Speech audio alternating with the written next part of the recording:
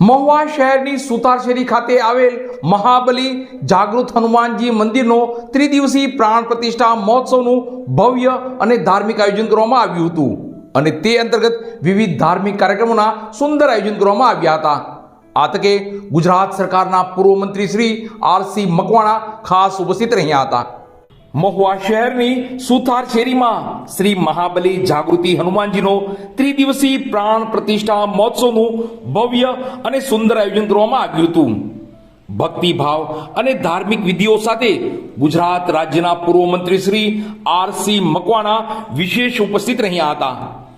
મહુવા શહેરના હાર્દ સમાન સુતારશેરી વિસ્તારમાં બિરાજમાન શ્રી મહાબલી જાગૃતિ હનુમાનજી મંદિર ખાતે આયોજિત ત્રિદિવસીય નૂતન મૂર્તિ પ્રાણ પ્રતિષ્ઠા મહોત્સવનું અત્યંત હર્ષો ઉલ્લાસ અને ભક્તિમય વાતાવરણમાં સંપન્ન થયું હતું। આ પ્રસંગે સમગ્ર વિસ્તાર હનુમાન ચાલીસા અને જય શ્રી રામના નાદથી ગુંજી ઉઠ્યો હતો।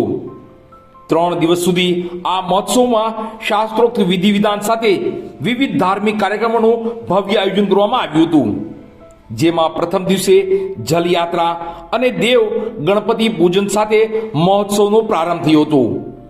બીજા દિવસે મૂર્તિઓનો સ્થાપન વિધિ, અધિવાસ અને ભવ્ય હોમાત્મક લઘુ રુદ્ર યજ્ઞ યોજાયો હતો। તૃતીય દિવસે શુભ મુહૂર્તે મૂર્તિઓની પ્રાણ પ્રતિષ્ઠા અને શિખર પર ધ્વજારોહણ કરવામાં આવ્યું હતું।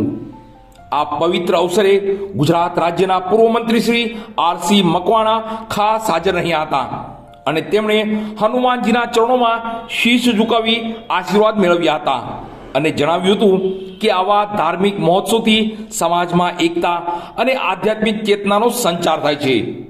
આ સાથે અન્ય સામાજિક અને રાજકીય અગ્રણીઓ પણ ખાસ ઉપસ્થિત રહ્યા હતા, જેમાં ભાવનગર જિલ્લા ભારતીય જનતા પાર્ટીના બક્ષીપંચ મોરચાના પ્રમુખ શૈલેષભાઈ સેતા, મહુવા શહેર ભારતીય જનતા પાર્ટીના પ્રમુખ દીપકભાઈ જાની પણ ખાસ ઉપસ્થિત રહ્યા હતા।